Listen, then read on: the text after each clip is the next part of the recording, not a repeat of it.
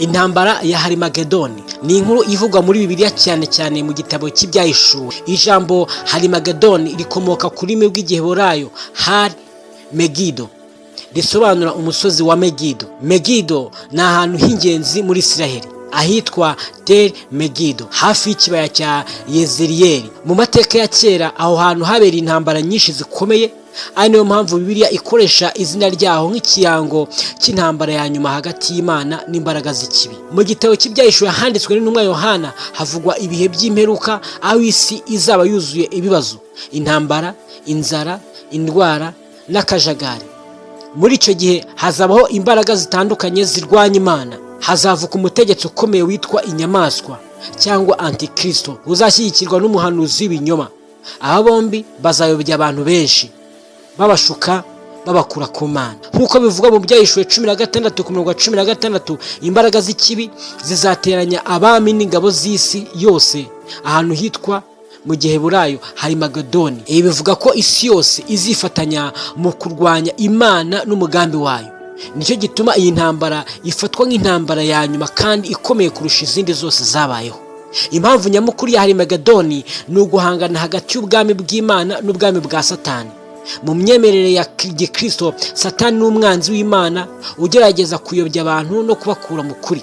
Igihe kizagera Imana izemera ko habaho ihangana rya nyuma kugira ngo ishyire iherezo ku kibi burundu.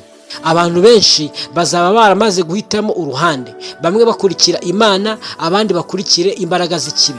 Iyo ntambara rero ntabwo ari amasasu n'imbunda gusa, ahubwo ni y'imyuka, intambara y'ukuri n'ikinyoma, urumuri n'umwijima. Bibiliya ivuga ko ingabo z'isi zizateranira hamwe, ariko Imana izohereza umwana wayo Yesu Kristo nk'umwami w'abami, aje ayoboye ingabo zo mu ijuru. Mu Byahishuwe 19 havuga ko Kristo azaza yicaye ku ifarashi y'umweru, agaragaza gutsinda no gukiranuka. Nubwo abantu batekereza ko izaba intambara ikomeye irimo amaraso menshi, Bibiliya igaragaza ko gutsinda kw'Imana bizaba byihuse kandi byuzuye.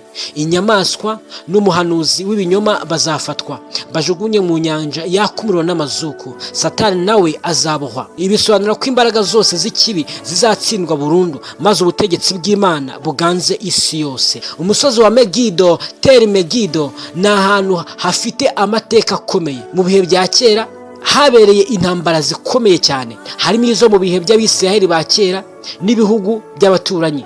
Ni ahantu hari mu kibaya cya Yezeriyeli, ahari inzira nyinshi z'ubucuruzi n'ingabo. Uwo mwanya wari ingenzi cyane ku buryo uwayigenzuraga yabaga afite ububasha bukomeye. Kubera ayo mateka, Megido yabaye ikimenyetso cy'ahantu h'intambara ikomeye. Iyo Bibiliya ivuze Harimagedoni, ntabwo buri gihe ibisobanura umusozi nyirizina gusa, ahubwo ibisobanura intambara ya nyuma izahindura amateka y'isi. Nyuma y'intambara ya Harimagedoni, Bibiliya ivuga ko hazabaho ibihe by'ubutegetsi bwa Kristo ku isi. Abantu bamwe babyita imyaka 1000 y'amahoro. Nyuma yaho Satani azarekurwa igihe gito, ariko amaherezo atsindwe burundu, ajugunywe mu muriro w'iteka ryose wakumuriro n'amazuku.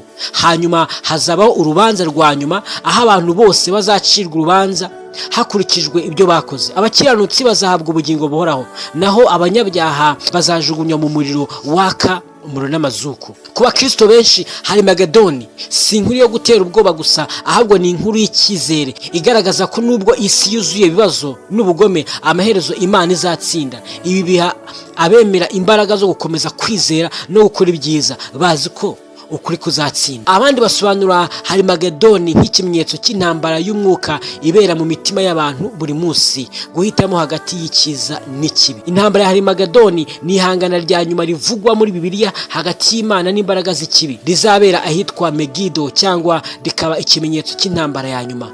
Ni inkuru igaragaza ubutabera bw'Imana n'intsinzi yayo ku kibi. Nubwo ibisobanuro bitandukanye bitewe n'amadini n'abasomyi ba Bibiliya, ibitekerezo nyamukuru nuko amaherezo ukuri n'ubutabera bizatsinda. Munyemerere mbashimire. Ibiganiro byacu nahagaruka. Ntibagire gukora subscribe ndetse na share. Ubutaha turakomeza tuganire ku mperuka y'isi. Imana ibarinde.